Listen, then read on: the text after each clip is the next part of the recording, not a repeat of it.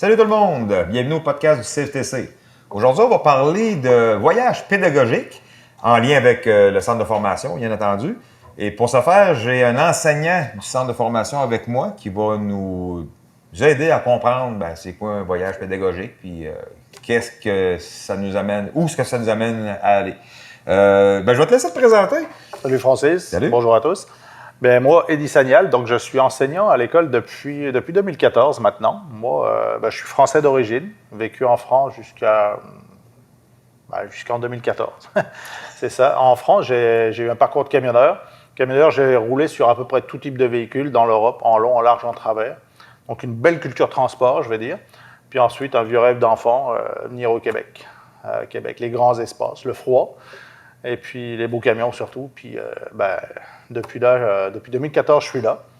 Et puis, depuis 2008 au Québec, excusez-moi. Et 2014, enseignant au CFTC. Je continue à vivre ma passion, en fait. Super. Bienvenue dans notre podcast, Eddie. Merci. Comme ça, tu es un conducteur de bahut. Ouais. Oui, monsieur. Écoute, ça, c'est une belle expérience. Hein? Tu as conduit dans 2 continents, c'est bon. Fait que ça t'amène une autre façon de voir les choses. Ouais. On parlait de voyage pédagogique. Qu'est-ce qu'un voyage pédagogique en lien avec un centre de formation comme le nôtre? Un voyage pédagogique, en fait, c'est une mise en situation réelle de notre métier. Donc, on va effectuer un chargement à une place, puis on va ensuite planifier tout notre trajet pour aller jusqu'à livrer la marchandise, le matériel, à une destination bien précise. Et donc, c'est en lien avec tout ce qu'on apprend lors du DEP. Donc, ce qui est le fun, c'est qu'un élève, il est en train de pratiquer son métier. Super. Il faut dire qu'ici au CFTC, on a une équipe de répartiteurs avec laquelle on peut travailler et avoir des voyages qui sont à but non lucratif pour aider certaines personnes, certains, je vais dire commerce, pas commerce, là, mais c'est plus là, entre commissions scolaires, tout ce qui est en gouvernemental là, pour s'entraider. Quel est le voyage le plus, je dirais, intéressant? Parce qu'on en a tous fait, on le sait. Là. Mais moi, on t'a fait venir aujourd'hui parce qu'on sait que tu as fait un beau voyage. On sait que tu as fait vraiment de quoi d'intéressant que même moi, j'aurais aimé aller. Et conte-nous ça. Quelle place t'es allé? Le plus beau voyage que je l'ai fait avec les étudiants et puis aussi moi-même, parce que je n'ai jamais été là non plus, c'était Blanc-Sablon. Blanc-Sablon, c'est le bout du monde. Ça, c'est l'extrême est du Québec. C'est au-dessus de Terre-Neuve. Tu longes la mer du Labrador. Puis on n'est pas monté par un traversier, on est vraiment monté par le nord. Par la route, là. Par la route 389. Tu avais traversé à 389 jusqu'à Labrador City, Goose Bay. Ensuite, écoute, les pigeons ne se rendent même pas là. Non, écoute, ils ne servent même pas au chef. Fait que là, tu es parti avec un groupe d'élèves. Explique-nous comment ça se décide pour le moment. Donc, dans un premier temps, au mois d'avril, j'avais commencé ma charge de projet à Mégantic. Et puis, le directeur, Dave, me a dit, si tu veux, j'ai un super voyage à faire. Il me dit, si ça t'intéresse, tu me le feras savoir. Je dis, OK. Puis, c'est quoi? Il me dit, c'est Blanc-Sablon. Je dis, wow. Blanc-Sablon, c'est sûr que même moi, ça me tenterait pas de le rater. Tu sais. Et donc, début de la charge, j'ai demandé à mes élèves, est-ce qu'il y en a qui seraient intéressés pour partir faire un beau voyage lors de la formation? Il me dit, ouais. Je dis, mais bon, par contre, la question qui revenait, ouais, mais financièrement, est-ce qu'on dort où, ceci, cela, dans les toiles de tente? Je dis, oui. Non, en fait, on dort à l'hôtel, on mange au restaurant, quand on en a des restaurants.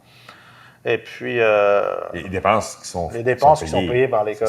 L'élève, ça ne lui coûte rien, à moins qu'il veuille manger une petite collation entre les deux, ça, c'est lui qui va se débrouiller. Ouais. On a un per diem qui va... Oui. L'argent est remis au début des voyages, puis l'élève gère après ses dépenses. Là, vous partez le matin, vous revenez le soir? Là, c'était un petit peu plus long que ça, en fait. Le départ s'est effectué un lundi matin, et puis on est revenu, en fait, le lundi, mais de la semaine d'après, le soir. C'était 8 jours sur la route. Wow! Puis, comment s'est déroulé votre voyage? Pour commencer. Parce que là, on sait que vous ne dormez pas dans le camion, donc c'est de la planification. Beaucoup de planification. Donc, l'école me donne une idée de la planification qu'ils avaient. Puis ensuite, moi, avec les élèves, on a beaucoup retravaillé ça. On a dit, on part, il y a des hôtels à tel endroit sur la route, comment est-ce qu'on s'organise? Donc, ça leur permet de planifier un peu, au cas où qu'il nous arrive des bad luck sur la route. Vous savez, qu'on soit mieux répartis, admettons qu'on fasse 600 km par jour, plutôt qu'un jour 900 et puis un jour 300. Ouais. Au moins, ça nous permet de... Puis il ne faut pas oublier, c'est des élèves. Là. On ne leur demandera pas de rouler là, on à côté. On ne demande pas de courir. On n'est pas dans l'industrie à dire on est On est à côté. Oui, il y en a qui vont nous dire « Ah oui, mais c'est le même qu'ils vont apprendre. » Bien, pour commencer, non, ils vont apprendre, mais là, on apprend à marcher avant de courir. Hein? Exactement. Et puis nous, ben, la seule obligation qu'on a, une obligation et encore, c'est façon de parler, c'était arriver à l'hôtel le soir. Oui. Mais au cas où il y a un problème, ben, l'école est là, on soutient derrière aussi. Donc, vous montez un campement. Exactement. On avait emmené le barbecue. Oui, bien, c'est ça, tu disais tantôt, on va en parler tantôt, ouais. mais le barbecue, mais là, la route, là vous montez, j'imagine, partez de Québec, rendez-vous jusqu'à Manic-5 au Motel Énergie? Donc, dans un premier temps, de Québec, on était venu chercher notre trailer ici. Donc, c'était un véhicule de pompier qu'on devait livrer à la ville de Blanc-Sablon. Donc, il avait été déjà chargé, arrimé. Donc, nous, on prenait le véhicule ici, avec des permis spéciaux. Et puis ensuite, en fonction de l'itinéraire qui avait été planifié, on est monté dormir la première soirée à Bécomo. OK. Bécomo, c'était la dernière ville civilisée du voyage. Donc là, on a fait les provisions au Walmart, et puis ensuite, on est monté le lendemain. Fait que là, vous êtes descendu jusqu'à Labrador City cette journée-là, j'imagine? Le deuxième soir, on a dormi à Fermont. On a dormi dans le mur. Ensuite, on a été dormir à Goose Bay. OK. Ah, c'est quand même des bonnes traites, là. Oui, c'est à peu près à 500-600, je te dirais, par jour. Oui. Puis les routes, c'est pas de l'autoroute, là. Quand tu montes sur la côte nord, c'est pas mal. Donc, on travaille beaucoup toutes les techniques de base, plus les techniques avancées du cours. Et puis, sur la 389, qui est une route mythique, une route dangereuse, forestière isolée. Donc là, c'est se méfier énormément des animaux, de la faune, des autres conducteurs, des roches qui volent un peu de partout. Oui. C'est des routes sinueuses, donc c'est sûr qu'il faut garder notre place quand on rencontre. La possibilité qu'il mouille, que les routes soient vaseuses, c'est pas possible. Lorsqu'on est après, un petit peu avant Fermont, à Fire Lake, là, en fait, il y a beaucoup de calcium à terre. Donc dès que ça mouille, c'est vraiment gras. C'est comme la glace, là. C'est comme la glace, là. Donc il fallait se méfier de ça, faire attention. Qu'est-ce qu'on allait avoir comme température? Avez-vous des surprises? Avez-vous des pépins sur la route? Écoute, pour y aller, on n'a eu aucun pépin, sauf que la route était fermée 15 jours avant qu'on parte. OK. À cause d'un pont. Non, il y a un pont qui avait été emmené par la rivière. Et là, vous êtes allés, les autres, dans le mois de juin, c'est ça? Juillet. Juillet, OK. Juillet. OK. Donc, la route avait été emmenée avec des pluies diluviennes. Puis, donc, 2 jours avant le départ de notre voyage, ça a été confirmé que la route avait été réparée. Okay. Donc là, on est parti. On n'a pas eu de problème. On a vraiment fait en sorte que ça se passe super bien. Okay. Et au retour, le seul bad luck qu'on a eu, c'est on a des lumières qui ont brûlé. Okay. Bon, mais, pas de grosse bad luck. Mais non. Même pas de crevaison, rien? Non, rien. Ah, ben là. Rien du tout. On était prêts pour tout. Vous êtes chanceux. Donc, vous vous rendez à Blanc-Sablon. Décris-moi donc le décor. Là. Faut comprendre qu'on n'est plus dans notre réalité de la ville. Là. Donc là, on arrive par le nord par l'est du Labrador. Donc on descend, on commence à voir la mer du Labrador et des icebergs. Au mois de juillet. Mois de juillet. Donc le matin, on avait -2 à -5, je pense, en sortant de Goose Bay, au mois de juillet. Ça dort bien, Barbe. Écoute, c'est numéro 1. Moi, j'aime ça. Aussi. Et puis, en arrivant sur le bord de la mer, en définitive, là, tu commences à voir des villages côtiers. Les élèves, on est où? C'est tripant. Des ours qui traversent la route. Ah, ouais. Parce que, il y en a beaucoup, là, à cet endroit-là. Ouais. Route très petite, très sinueuse, escarpée, sur le bord de la mer. Pas de garde-fou en arrière. Donc là, c'était un peu plus relax au niveau de la conduite, on va dire. On arrivait proche de notre client. Et puis des maisons comme on verrait dans les films, tu sais, des maisons côtières, là, toutes les couleurs, c'est super beau. C'est vraiment super beau. Là, vous arrivez là, vous êtes... Écoute, c'est particulier de voir arriver une gang d'oiseaux bleus. Hein, ils n'ont jamais vu ça, c'est sûr. À part je sais qu'on a donné, on a donné de la formation là, déjà. Ils sont habitués de venir voir les camions, mais c'est quand même le fun de voir une équipe qui part de Québec pour venir le porter un véhicule qui ont eu, quoi, gracieusement, ça avait été donné, ce véhicule-là? Écoute, je pense qu'il a été acheté, mais avec des subventions. OK. Ça fait que je pense que ça leur a peut-être pas coûté grand-chose, mais donc ils payaient une partie du transport ou des frais. Ça, c'est pas bien ma partie.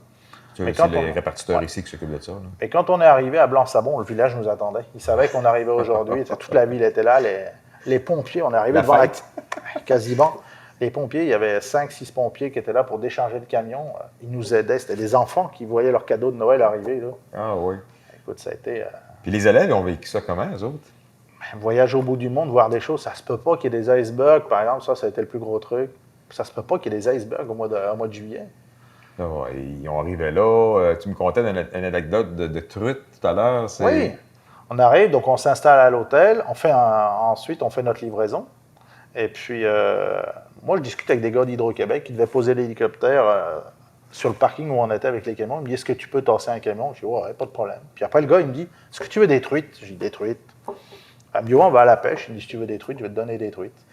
Et puis, dès que mes élèves arrivent, là, après, il me dit, bon, on mange où ce soir? On mange des truites. Comment ça? Pendant que vous êtes installés, moi, j'étais à la pêche. Donc, on mangeait de la truite ce soir-là. Ah ouais, truite au barbecue, la belle truite sauvage. Wow. Hey, c'était beau voyage, c'est le fun. C'est c'est de quoi vous pouvez vivre en menant. On ne dit pas qu'on fait des voyages à blanc-semblant à tous les projets, mais dites-vous que oui, effectivement, on réussit à avoir des voyages qui représentent la vraie vie. On ne se promène pas toujours avec des blocs de ciment.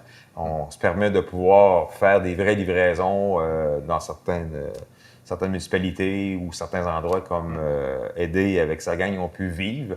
Fait que si le métier de camionneur vous intéresse, puis la formation au CFTC vous intéresse, bien, comme vous pouvez voir, ça reste pas juste avec un camion qui se promène avec des blocs de ciment. On peut aller encore un peu plus loin que ça. Merci, Aidé. Hey, super, merci Francis de ton accueil. Ça a été vraiment agréable de te recevoir. Moi, de partager un bon moment comme ça. Oui, puis avoir quelqu'un qui a voyagé dans les deux continents, c'est plutôt rare. Fait que c'est le fun de t'avoir avec nous. Fait que merci de ta participation. Puis, merci Francis. Très agréable, très instructif. Puis vous autres, là, ben, regardez. On vous attend. On vous attend, exactement. Fait qu'on se dit salut. Bye. Salut.